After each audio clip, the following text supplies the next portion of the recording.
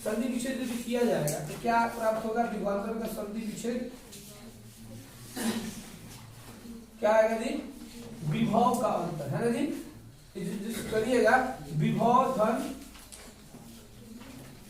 अंतर, यानी कि विभवों का अंतर क्या कह सकते हैं, लेकिन विभव का अंतर को विभवांतर कहते हैं, ठीक है। ये सिंपल डेफिनेशन होगा, इस तरह से नहीं कहना है। विभवांतर क्या है समझिए जरा। कल हम लोग एक तरह का इस तरह डायग्राम लिखे थे विभव में। एक यहाँ बिंदु O लिए थे और एक बिंदु अनंत लिए थे ना। अच्छा, बिंदु O पर एक आइसोलेटेड चार्ज यानी कि विलग आवेश लिए थे, जिसको हम लोग कैपिटल Q से सूचित किए थे, और एक अनंत पर आवेश लिए थे जिसको Q आवेश कहेंगे, ठीक है। और ये दोनों आवेश समान था, अलग अलग नहीं था, समान था आवेश दोनों, ठीक ना। अच्छा, फिर एक हम लोग बिंदु लिए थे P लिए थे, विभव की बात बता रहे हैं, ठीक ना।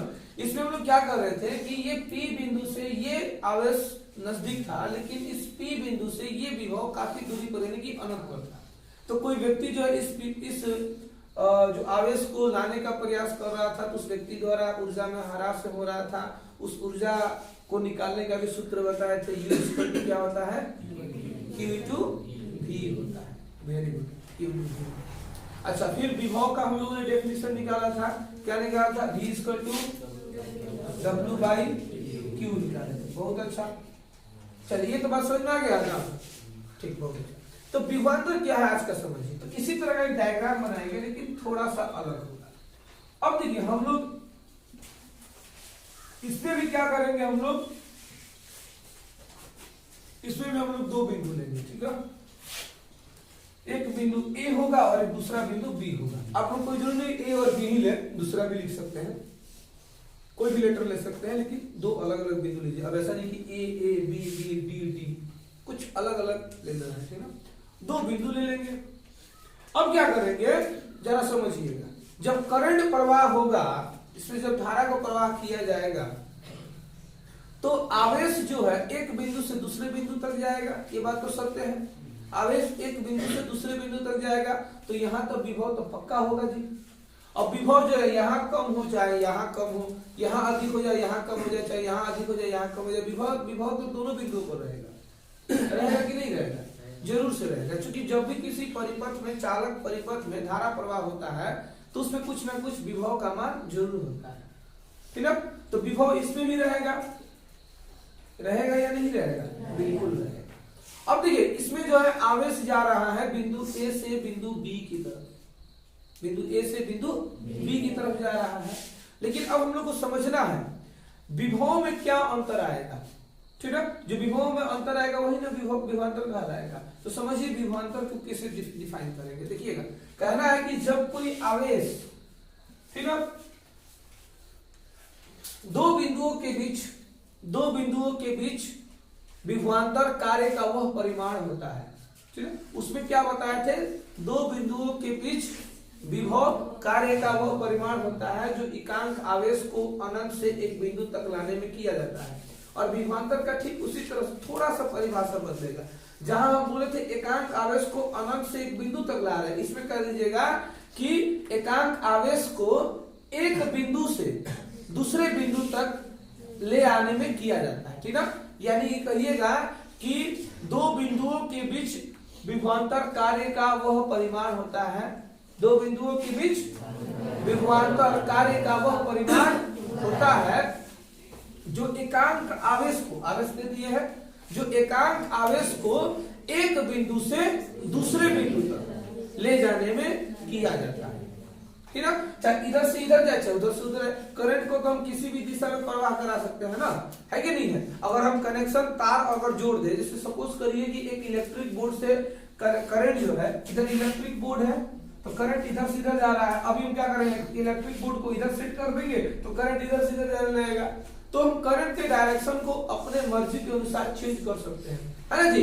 अगर उसके बोर्ड का दिशा अगर क्या करते चेंज कर दे, चाहे वायर के कनेक्शन को चेंज कर दे। अभी पूरब से पश्चिम की दिशा में ली है, इसी वायर को क्या करेंगे उत्तर से दक्षिण की तरफ कर देंगे या ऐसे कर देंगे। हम दीवार में क्या है कि वायर को किसी भी डायरेक्शन में सेट कर सकते हैं। कोई जरूरी थोड़ी है कि पूरब से पश्चिम करेंगे तो ही करंट जाएगा, ऊपर से नीचे करेंगे तो ही करंट बहेगा। जिधर चाहे जैसे चाहे वैसे हम करंट को रख सकते हैं और करंट आसानी से क्या होता है फ्लो कर सकता है, ठीक है। करंट की कोई भी दिशा हम बना सकते हैं, इसमें कोई समस्या वाली बात नहीं। तार को जिधर लेके जाएंगे, अब ऐसा थोड़ी है कि तार को ऐसे गोल गोल गोल गोल घेर देंगे तो करंट नहीं जाएगा, करंट जाएगा, बिल्कुल जाएगा करंट जी, ठीक है। तो विभवांतर किसे कहते हैं, कहिएगा कि दो बिंदुओं के बीच विभवांतर कार्य का वह परिमाण होता है जो एकांक आवेश को एक बिंदु से दूसरे बिंदु तक ले जाने में किया जाता है। क्लियर हो गया, याद हो गया ना। विभवांतर किसे कहते हैं, विभवांतर कार्य का दो बिंदुओं के बीच, ठीक है। विभवांतर दो बिंदुओं के बीच कार्य का वह परिमाण होता है जो एकांक आवेश को एक बिंदु से दूसरे बिंदु तक ले जाने में किया जाता है। अब सुनिए, उसमें जो है हम लोग ये बताइए क्या लिखे थे हम लोग, विभवांतर का सूत्र V बराबर W/Q लिखे थे। अच्छा, यहाँ तो आवेश को अनंत से एक बिंदु तक तो नहीं ला रहे हैं, बल्कि आवेश को एक बिंदु से दूसरे बिंदु तक ला रहे हैं, ठीक है। बात समझ में आ रही है ना, एक बिंदु से दूसरे बिंदु तक ले जा रहे हैं चाहे ले आ रहे हैं, इसमें अनंत वाली कोई बात नहीं है। मतलब ये बिंदु जो है इसकी दूरी ज्यादा नहीं होगी, मतलब दूरी कम होगी। दूरी क्या होगी, कम होगी। तो जब दूरी कम होगी तब तो किसी व्यक्ति के ऊर्जा में ह्रास भी कम होगा। अब ये जरा सोचिए कि कोई व्यक्ति जो है अपने कंधे पर एक 20 केजी का बोझ ढो करके यहां से 10 मीटर की दूरी पर ले जा रहा है, ठीक है, तभी ऊर्जा का उसका लॉस होगा उसके शरीर से। उसी बोझ को वही व्यक्ति जो है 10 किलोमीटर दूर ले जा रहा है, तो बताइए 10 मीटर जाने में ज्यादा ऊर्जा खर्च होगा कि 10 किलोमीटर दूर जाने में ज्यादा ऊर्जा खर्च होगा। तो कोई भी कह देगा कि 10 किलोमीटर जाने में, है ना जी, 10 मीटर से ज्यादा ऊर्जा खर्च होगा। उसी तरह से विभवांतर में अगर कोई व्यक्ति यदि इस दोनों आवेशों को यदि लाने का प्रयास करेगा, ठीक ना, एक पास लाने का प्रयास करेगा, एक बिंदु पर लाने का प्रयास करेगा, तो व्यक्ति द्वारा जो ऊर्जा ह्रास हुई है वो विभव के अनुसार कम होगा विभवांतर में, ठीक है। क्योंकि इसमें बिंदु क्या है, नजदीक होती है। नजदीक का मतलब सटा होगा नहीं, कुछ दूरी भी हो सकता है, ठीक ना, लेकिन अनंत दूरी नहीं होगा, ठीक है। तो क्या करिए, इसमें देखिए विभव का हमने सूत्र देखा था V बराबर W/Q। तो यहाँ पे दो बिंदुओं के बीच है, इसलिए जो है VAB कर देंगे। चूंकि विभवांतर कितने बिंदुओं के बीच निकाल रहे हैं, अगर यहाँ PQ होता, जैसे माना कि सॉरी PQ नहीं बल्कि KL अगर रहता, तो यहाँ पर हम KL लिख देते हैं, ठीक है। हम जो भी बिंदु लेंगे वो बिंदु हम लोग लिख देते हैं। तो प्रायः जो है आप लोग A और B को रिप्रेजेंट करिएगा, ठीक है। तो VAB। तो ये बताइए कार्य भी दो बिंदुओं के बीच ही हो रहा है। अगर विभवांतर दो बिंदुओं के बीच निकाल रहे हैं तो कार्य कितने बिंदुओं के बीच हो रहा है, तो दो बिंदुओं के बीच हो रहा है, इसलिए कार्य भी हम लोग WAB कर देंगे। और आवेश तो आवेश से बेचारा एक ही ना आवेश एक बिंदु से दूसरे बिंदु जा रहा है। अब इसमें हम AB थोड़ी पुट करेंगे, बिल्कुल नहीं करेंगे, ठीक ना। तो विभवांतर का सूत्र आ गया क्या, VAB बराबर WAB/Q। या फिर इसका एक सूत्र ये भी होता है विभव में अंतर, विभवांतर। तो ये बताइए अगर विभव हम VA यहाँ पे हो रहा है और VB हो रहा है, तो दोनों में अंतर क्या हो जाएगा, VA माइनस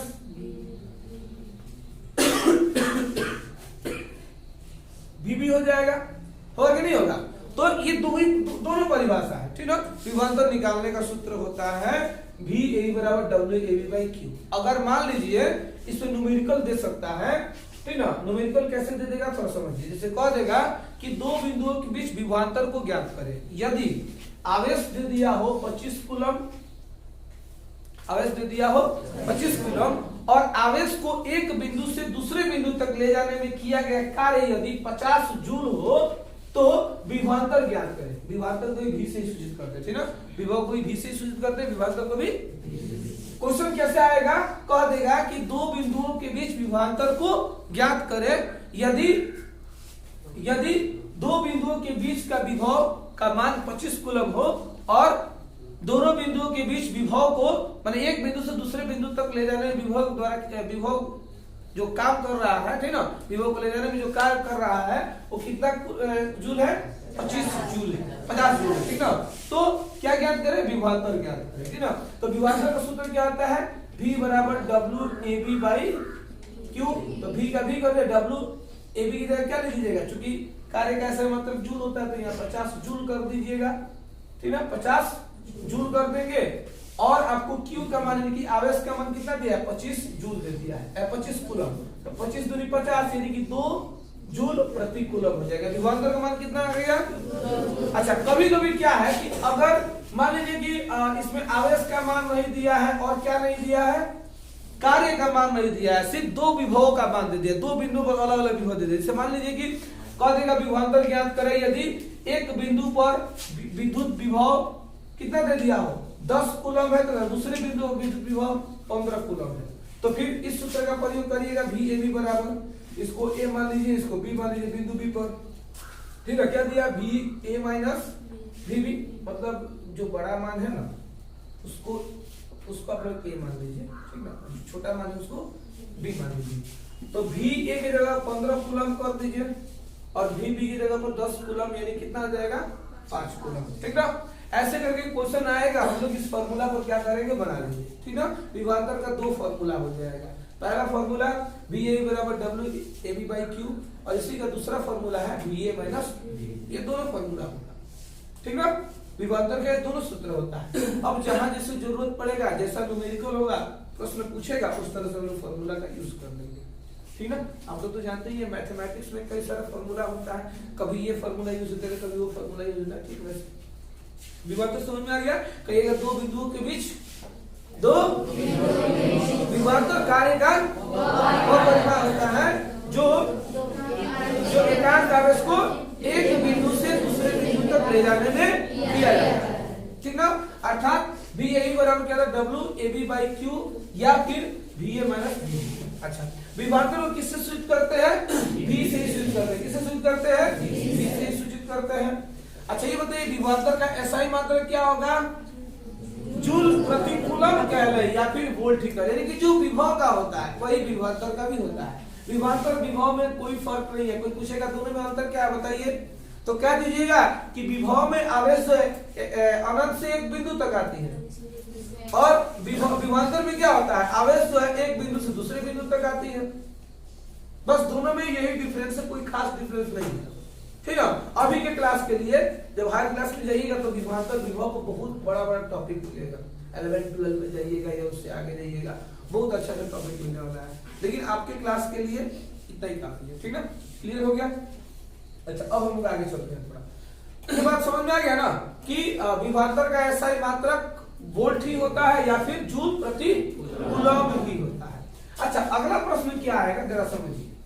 अगला प्रश्न है, हम लोग कल देखे थे विभव का 1 वोल्ट किसे कहते हैं, तो इसमें भी आ जाएगा विभवांतर का 1 वोल्ट किसे कहते हैं, ठीक ना। 1 वोल्ट किसे कहते हैं, किसका, विभवांतर का, किसका, विभवांतर का 1 वोल्ट किसे कहते हैं। अच्छा, ये बताइए उसमें हम क्या लिखवाए थे, यदि 1 कूलम धनावेश को अनंत से एक बिंदु तक ले आने में किया गया कार्य यदि 1 जूल हो तो उससे विभव का 1 वोल्ट है जी। ठीक उसी तरह से देखिए हम इसका परिभाषा बोलने जा रहे हैं, विभवांतर का 1 वोल्ट। देखते हैं कितने लोग समझ जाते हैं, ठीक है। कहेंगे, अच्छा ऐसे ना लिखे थे जी, है ना जी, 1 जूल बटा 1 कूलम, ऐसे लिखवाया था ना, ताकि 1 कूलम बटा 1 जूल लिखवाया था, 1 जूल बटा। अच्छा देखिए, हम विभवांतर का 1 वोल्ट का डेफिनेशन दे रहे हैं, समझिए एक ही बार में कैच करिएगा। कहिएगा कि 1 कूलम धनावेश को एक बिंदु से दूसरे बिंदु तक ले जाने में किया गया कार्य यदि 1 जूल हो तो उस विभवांतर का 1 वोल्ट कहलाता है।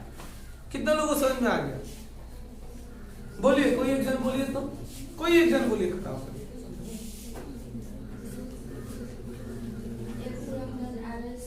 एक बिंदु से दूसरे बिंदु में ले जाने में किया गया कार्य यदि 1 जूल हो, उस बिंदु का उस विभवांतर का एक वोल्ट कहलाता है। बहुत अच्छा, बैठ जाइए, ठीक है, बहुत अच्छा, बहुत अच्छा हुआ है। कहना है कि एक कूलम धनावेश को एक बिंदु से दूसरे बिंदु तक ले जाने में किया गया कार्य यदि 1 जूल हो तो उस विभवांतर का 1 वोल्ट कहलाता है। क्लियर? चले, बहुत अच्छा। तो अब आगे हम लोग बढ़ते हैं, यहाँ पर कोई दिक्कत नहीं ना है। विभवांतर किसे कहते हैं, विभवांतर का सूत्र फिर 1 वोल्ट विभवांतर, इसमें तो कोई समस्या नहीं आएगी। अच्छा, अब देखिए, अब आएगा कि विभवांतर यानी कि विभव, ठीक है, विभव किधर से किधर जाता है। समझिएगा, इसको आपको एक नोट्स लिखवाएंगे और नोट्स को जो है हम लोग एक प्रयोग द्वारा साबित करेंगे। देखिए, हमेशा जो है विभव धनावेश से ऋण आवेश की तरफ जाता है। मतलब ये है कि धन आवेश जो है उच्च विभव से निम्न विभव की ओर गतिशील होता है। ये हम कल भी चर्चा किए थे कि धन आवेश किधर से किधर जाता है। धन आवेश जो है हमेशा, धन आवेश जो हमेशा उच्च विभव से निम्न विभव की ओर गति करता है। कौन? धन आवेश, ठीक है। इसी का उल्टा ऋण आवेश जो है हमेशा निम्न विभव से उच्च विभव की ओर गति करता है। क्लियर? ठीक ना? अच्छा, इस चीज को प्रयोग को समझने के लिए प्रयोग हम लोग करते हैं। देखिए, हम लोग कोई वस्तु ले लेंगे, ठीक है, क्या ले लेंगे? 2 वस्तु ले लेंगे, ठीक है, और दोनों को आवेश युक्त कर देंगे। मतलब आवेश युक्त का मतलब क्या होता है? आवेशित करना तो जानते हैं, किसी वस्तु को 2 वस्तु को धक्का रगड़ दीजिए, आवेशित हो जाएगा। घर्षण करा दीजिएगा तो क्या हो जाएगा? आवेश युक्त हो जाएगा। अच्छा, जब किसी वस्तु को आप लोग रगड़ेंगे तो आवेश तो हो जाएगा, उत्पन्न तो हो जाएगा आवेश, ठीक ना। किसी पर धन होगा तो किसी पर ऋण आवेश उत्पन्न होगा, ठीक ना। अच्छा, ये आवेश परमानेंट रहेगा कि थोड़ी देर के लिए रहेगा? थोड़े देर के लिए ही रहेगा, फिर धीरे धीरे क्या हो जाएगा? धीरे धीरे ये खत्म हो जाता है कि नहीं है? आवेश जो है किसी 2 वस्तु को रगड़ करा दीजिएगा, रगड़ कराकर छोड़ दीजिएगा, दोनों को अलग अलग रख दीजिएगा, तो दोनों पर जो उत्पन्न आवेश जो है, जो भी आवेश उत्पन्न हुआ है धन या ऋण, वो समय के अनुसार जो समय बढ़ेगा त्यों त्यों जो उसका धन और ऋण आवेश घट जाएगा। घटते घटते घटते घटते फिर क्या हो जाएगा? फिर आवेशहीन हो जाएगा, जिस तरह पहले था फिर उसी तरह हो जाता है, ठीक ना। तो आवेश ज्यादा देर तक ये नहीं रहता है, परमानेंट नहीं रहता है कि नहीं है? आवेश खत्म भी हो जाता है। तो देखिए, हम लोग एक प्रयोग करेंगे, हम लोग 2 वस्तुओं को ले लेंगे और दोनों को आवेश युक्त कर देंगे। तो मान लीजिए कि आवेश युक्त करेगा, एक पर धन एक पर ऋण होगा ना। मान लीजिए कि इसमें धन आवेश है, इसमें प्लस आवेश है, और इसमें कैसा आवेश है? माइनस आवेश है, यानी माइनस चार्ज है, ठीक है। 2 वस्तुओं को आपने ले लिया। अब क्या कीजिएगा? जब धारा प्रवाह करिएगा ना इन दोनों वस्तुओं में, एक वस्तु पर कैसा आवेश है? धन आवेश है, दूसरे वस्तु पर कैसा आवेश है? ऋण आवेश। जब इन दोनों वस्तुओं के बीच जब आप लोग क्या करिएगा, धारा प्रवाह करिएगा ना, तो इलेक्ट्रॉन जो है वो ऋण आवेशित वस्तु से निकलकर धन आवेशित वस्तु की ओर चलना शुरू कर देगा, ठीक ना। किधर से किधर इलेक्ट्रॉन निकलेगा? ऋण आवेश से निकलकर धन आवेश की तरफ चलना शुरू कर देगा। ठीक वैसे ही जैसे बैटरी से होता है, बैटरी में एक प्लस चार्ज होता है, एक माइनस चार्ज होता है ना जी। वो क्या होता है? इलेक्ट्रॉन जो है प्लस से निकलता है माइनस में घुसता है, फिर माइनस से निकलता है प्लस में चला जाता है। ऐसा होता है कि नहीं होता है? वो रोटेट करते रहता है, क्योंकि उसमें विभव जो होता है क्या होता है? उसमें विभव जो है धनावेश से ऋणावेश की तरफ गति कर रहा होता है, धनावेश से ऋणावेश की तरफ गति कर रहा होता है, ठीक ना। बात समझ में रहा है? और जब ऋण आवेश की बात आएगी, ठीक है, तो यहाँ देखिए जैसे हमने बताया कि धन आवेश जो है हमेशा उच्च विभव से निम्न विभव की ओर ही गति करेगा, लेकिन वही जो है उसके उल्टा ऋण आवेश जो होता है वो हमेशा किधर से किधर गति करेगा? निम्न विभव से उच्च विभव की ओर ही गति करता है, ठीक है। इसको हमने प्रयोग द्वारा समझ लिया ना। अगर 2 वस्तुओं को हम क्या करेंगे? आवेशित करके थोड़ा दूरी पर रख देते हैं और दोनों के बीच अगर धारा प्रवाह करेंगे तो इलेक्ट्रॉन जो है वो ऋणावेश वस्तु से निकल करके धनावेशित वस्तु की तरफ जाना शुरू करता है। डायरेक्शन ऐसे होगा इलेक्ट्रॉनों का। इलेक्ट्रॉनों का गति कैसे हो जाएगा? वो ऋणावेशित वस्तु से निकलकर धनावेशित वस्तु की तरफ जाता है। इससे साबित हो जाता है कि हमेशा धनावेश जो है वो उच्च विभव से निम्न विभव की ओर जाता है और ऋण आवेश जो है निम्न विभव से उच्च विभव की ओर जाता है। है ना, ये बात याद रहेगा ना। एक बात याद रखिएगा, दूसरा अपने आप ही याद रहेगा। ये बस इतना ही ध्यान में रखना कि इसका उल्टा ये होता है, इसका उल्टा वो होता है। क्लियर? इसमें कोई दिक्कत कहीं भी नहीं ना है। तो ये विभवांतर और